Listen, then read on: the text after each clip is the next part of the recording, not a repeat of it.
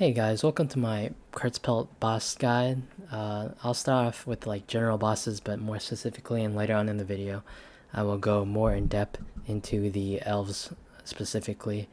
So I've gotten five, boss drops, and I have about 48 hours in this game. As you can see, I have Diabolic Witch and a Sword Karma. I think Witch is really good for PvE, but yeah, so I've grinded about quite a lot in dungeons, so I generally know everybody's moves.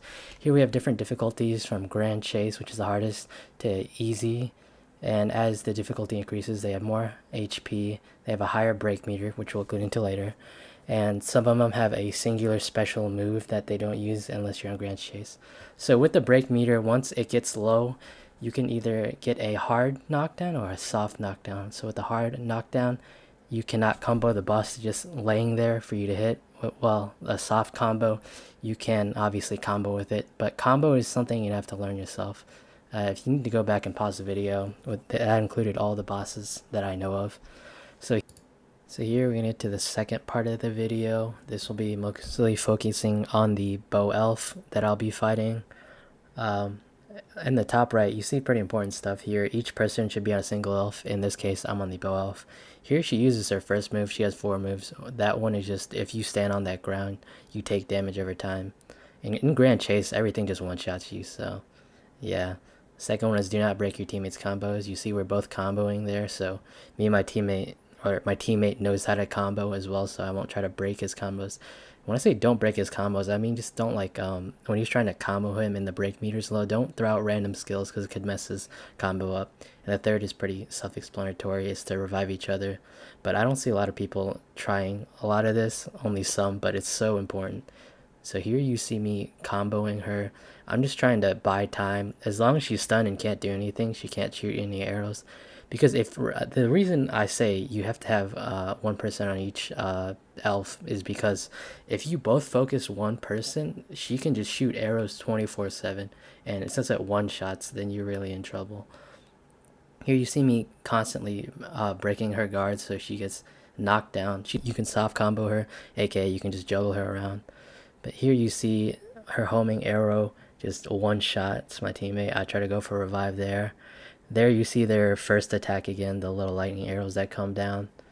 You see me trying to revive them. I actually could have got that revive, but I didn't want to risk it. Here we see her use her third move. She shoots this little black hole, and it shoots out additional projectiles. It's homing too, so it's much like the second move where she shoots the blue arrows. But here you see she follows up with 10 arrows instead of 3, and that's because she's below 50% HP. The sword elf also has a different move below 50 HP, but that's the fourth move, I would say. Here she shoots 3 for some reason, but I'm gonna make a little cut here because there's something interesting while you're queuing in dungeon. I forgot to mention this, but I queued it for Grand Chase for the Elves. You see how it got easy? That's because not a lot of people are actually queuing for Grand Chase, so it would just queue you to the next difficulty, next most popular difficulty, I should say. So just be a little careful when you're doing the dungeon. So I actually did fail that first run, so here's the second run, and this time I'll be aggroing the Sword Elf. So here we're about to get in, and the same rules apply here, but with the Sword Elf, you kind of just want to stay alive compared to the Bow Elf, because the Bow Elf has much lower HP and much lower breaker bar, so it's much easier to stagger her and just finish her off. So with these Sword Elf, she has 5 skills, one being the one below 50% HP, the special one I included. So you'll see here, I try to run back, and that means I don't want to really take aggro, but I loaded in a little like there, but you can see it. But she actually just did her first attack there. She has 3 slashes, you jump back, and she does this little spike thing here. She does it again. It lingers on a little bit, so you gotta be a little careful not to run at her. Here's her second move. She just does like a little more diagonal slashes, I guess. And the third move, she does a little dash at short range, but that's the one that becomes empowered when she's below 50% HP. Here you can see I'm just cutting her around. I see her breaker's low, so if I go for a combo, but I obviously miss that and I get punished. There's her spike move again. Here I know I can just use my E and just shift out, yeah. And then there's her little diagonal cone spiral move. Here I see her breaker is low, so I go into a combo. And both these elves, again, are both soft, so they can both be comboed. Here she does that little triple diagonal slash into the jump back. I see that she's she's gonna jump back, so I anticipate that there's a spike move. Right now I'm just kiting her around. Here, that's the, if that was the empowered one, all it would do is it'd have an indicator, like a line of where she's going, and it'd be like double the range. It's not too hard to dodge. Here's her 5th move. She does a little spinning AoE move, and I see my partner back there just melting that guy, comboing him. I'm just kind of kiting around, and I'm just using my skills to lower her breaker bar so I can just do combos. And that's basically, I mean, here I see my teammate going ham on him. But yeah, that's basically what you do to every boss. Just get their breaker low and get ready for combos.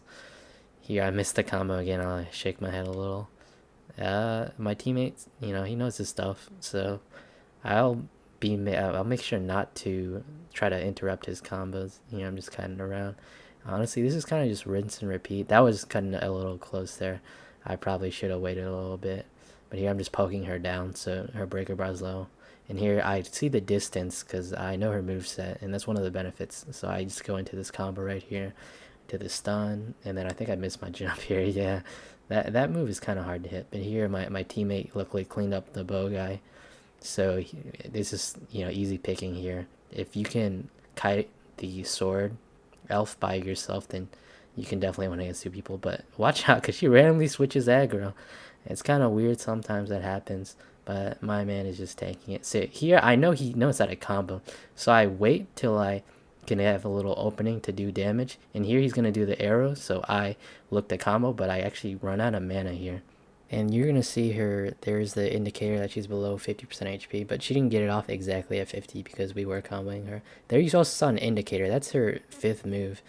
But you will not sadly get to see it because this guy just combos. And I follow up on his combo. And yeah, that's the video, guys. I think we just won this one. I was lucky I had a really good teammate here. This could obviously be harder, but if you follow all the little tips and tricks I give you guys, you should be good. And tell me in the comments below if you want a specific boss guide, and I'm more than happy to make it. Here's my Steam and Kurtzpel username for when they add friends on June 4th. And this is my first video, and it took me 8 hours to edit, but I had a blast. And once again, thank you guys for watching.